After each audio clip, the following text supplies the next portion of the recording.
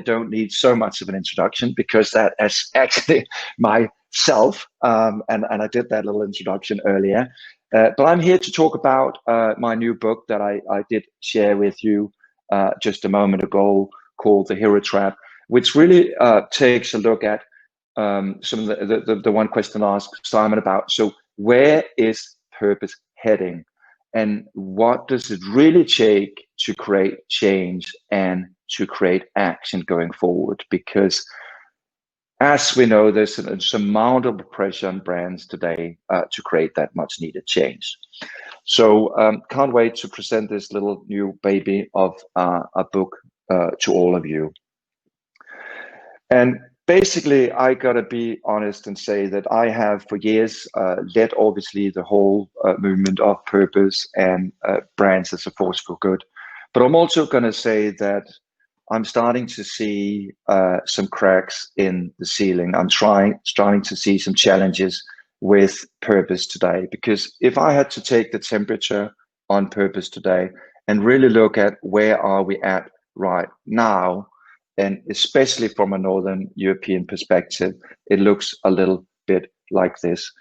All brands being incredibly busy with either talking about, bragging about, screaming from every rooftop about all the good stuff they're doing, from saving the sea turtles to obviously mitigating climate risks. Secondly, I see a lot of brands trying to obviously outdo each other by actions, almost like an impossible marathon to say, oh, we can do 10% better, we can do 20% better, we can do 30% better. And I think we honestly need a new approach, because when you pitch yourself as the hero, when you stand up there and you scream, I can save the world, I have now, over the last decade or so, where I have been involved with purpose, I have seen the missteps and I have seen the failures. And what I want to share with you today is basically how to navigate and how to build brands with meaning. Because if you think about it, and sorry about the analogy, if you go into a bar and you kick open the door and you scream, I'm the world's best lover, at some point, somebody is going to find out that you're not. And the same is very, very true when we talk about brands and the role of brands. So we need a new approach where it's not about pitching yourself as a hero. And let me give you an example, because if you listen to basically what Patagonia is saying, and I know a lot of people in this community obviously know Patagonia, what they say is we're in the business to save our home planet. But if you really listen to that, it does really sound very navel-gazing, self-centered, because all the pressure is on Patagonia to obviously solve the whole climate crisis. And if you think about it, Patagonia is basically just selling t-shirts to people maybe living in a one-bedroom apartment in Brooklyn who want to feel a little bit more outdoorsy. And when you put yourself up on that pedestal, there's a big chance that you're failing. And I've seen that again and again. Because if you look at it today, isn't it interesting that the more companies are talking about all the good stuff they're doing, and I should be happy because it's a real fundamental shift in the way that we navigate businesses. But when you basically can't go into a supermarket without every brand pitching itself as either Mother Teresa or Gandhi, how much authenticity is there in it? How much do people really believe what you're saying? And the statistics are actually pretty frightening, because the more over the last many years people talk about all the good stuff they're doing, the more critical people are to all those claims. So where do we go from here? And another second thing that I want to talk about is really what I call the purpose gap, the intention action gap. Because, and these are numbers from the Good Life report, a report that comes from the global Sustainable Brands community. 65% of people say that they want to buy from purposeful brands, but actually only 26% follow through. So there's something wrong with our approach. There's a 39% gap between what people say they want to do, say that they want to support a purposeful company, and what they actually end up doing. The business potential in that, the potential in motivating people to create change in their lives is pivotal. But maybe you can actually recognize this from your own lives. Because if you think back on, the New Year's pledge, every New Year, you might pledge that you want to be healthier, or that you might want to be a more considerate husband, or you want to cut down on food waste. What tends to happen is that those New Year's pledges often end up being a beginning to those new bad old habits. Because, and I can say that for my own sake, that just a couple of weeks into January, the running shoes are still lying there in the corridor. Change is difficult. But if we want to create change, I don't think we have to look necessarily to leaders or brands, because by the end of the day, we are our own biggest barriers to change. And I can share one good example of this pivot. Because one of the things that I want to change in my life was, in fact, that I used to be stuck in an airplane all the time and feeling guilty about that. Obviously, that is not a problem anymore. So I wanted to look at a place where I could create impact in my own life. And I looked at how I eat. And obviously, I wanted to shift my eating habits towards more vegan and vegetarian food. And there was one company there to help me out, a company called Årstiderne, which means seasons in Danish. And when I talked to the CEO of Seasons, it was quite a different approach to what we heard from Patagonia, where they said, we're in the business to save our home planet. No, because what the CEO of Årstiderne talked about was really a journey of self-discovery. He talked about something called earth connection. This idea that I had to connect with the vegetables, with the produce. And what they basically deliver is a box that gets delivered at my doorstep, and it comes with all the fruits and vegetables that I need to cook, but it also comes with the recipes. So suddenly, Årstiderne is helping me learn how to cook vegetarian, learning me how to cook vegan. And most of the time it goes well, and I create this beautiful vegan pie, and I'm happy, and I show it off on social media. The thing about change, though, is that it's difficult. So quite often the reality is maybe looking a little bit more like this. And then, of course, I won't share it on social media. But isn't that really the thing about creating change? That change is difficult. And I think for too long, brands have behaved self-centric, behaved like they're suddenly going to save our world.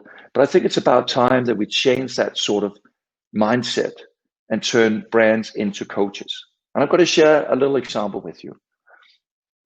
Because what's happening right now, and this is the sort of evolution that I've witnessed from my first book about a decade ago to what's happening right now today. Because it used to be that we'd buy, for example, the functional or emotional benefits of a product. And I know Simon Mainwaring talked about that a little bit. And obviously the last couple of years, we have very much talked about the societal difference, that you are a little bit more climate friendly, that you're a little bit better for the society. And this was exactly where my first book, Good Advertising, stopped at. But I don't think that we know that, but I don't think we're anymore buying why you make these things, this beating heart of yours, because so many brands today are claiming to have a beating heart. So many CEOs today are standing on a stage and talking about the Sustainable Development Goals and talking about all the good that they want to do in the world. But what's the proof point? So what we'll claim is that people are buying who you can help them become. The transformational difference. This thing that you're pushing people to live healthier, more sustainable, more connected lifestyles. Because then I can feel the difference. It's just not something that's just part of a marketing campaign. So the one fundamental question that you're going to ask yourself if you want to create a meaningful brand, meaningful leadership, is really, who can you help people become? And in that essence, it's kind of, this is actually me driving my little bicycle on Bornholm, a small island in the Baltic Sea. And I don't know how many of you have ridden a bicycle, but as you can see in this little picture, there's 2 support wheels on the bicycle. And I today remember the first time my dad removed those support wheels on the bicycle, and he pushed me in the back and he said, Thomas, you can do this. You believe in yourself. You can actually do it without the help. And this is exactly what I talk about, is the needed leadership,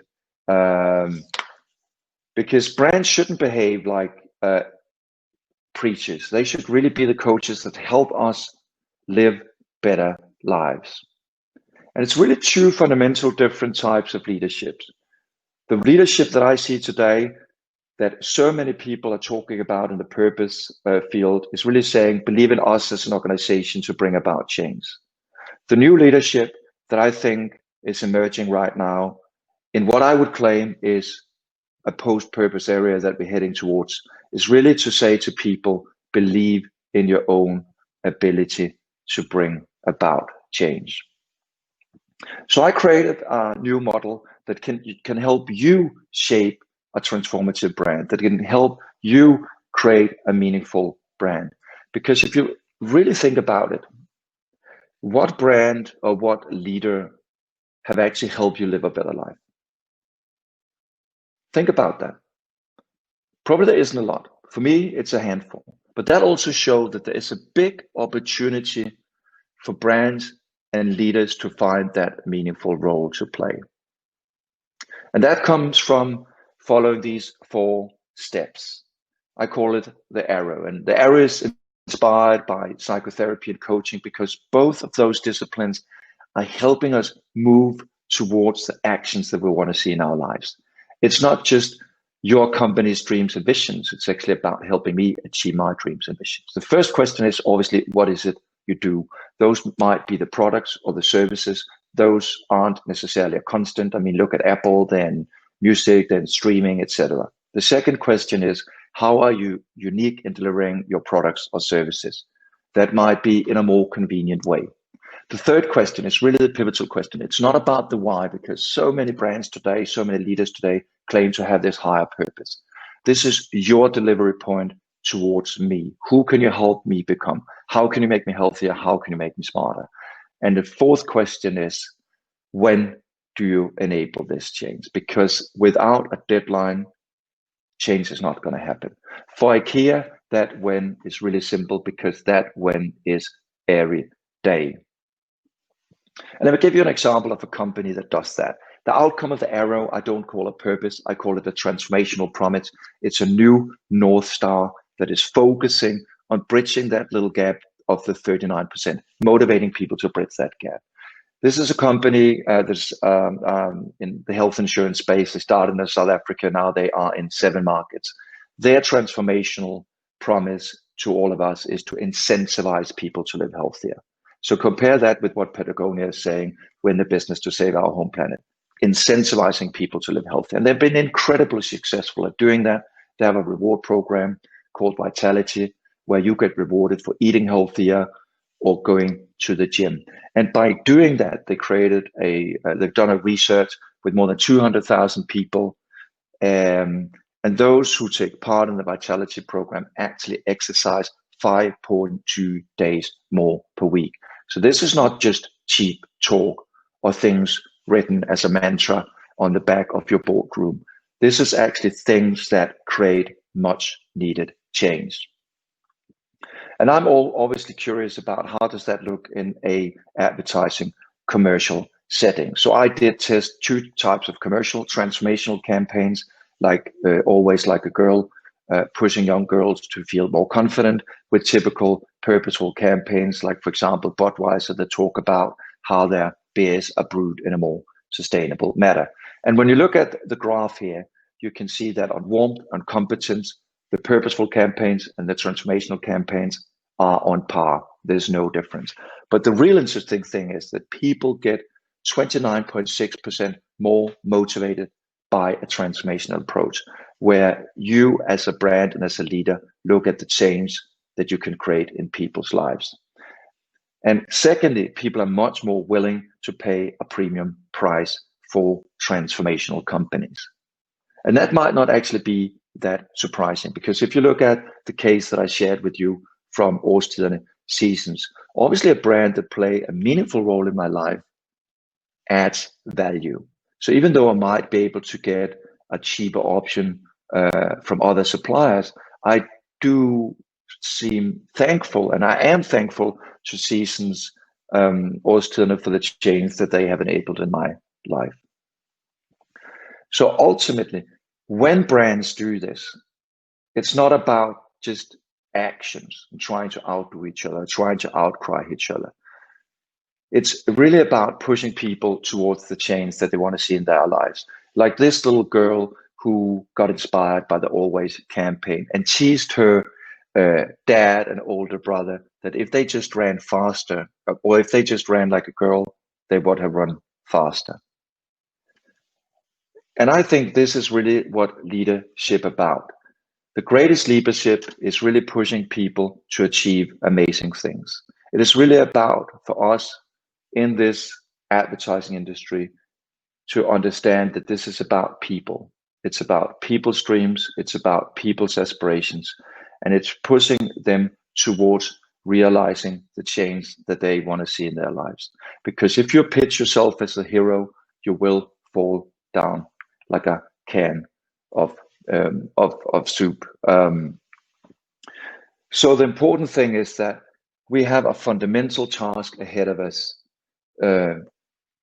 climate, social issues, and we are the one generation that has to fix this mess that we are all in today.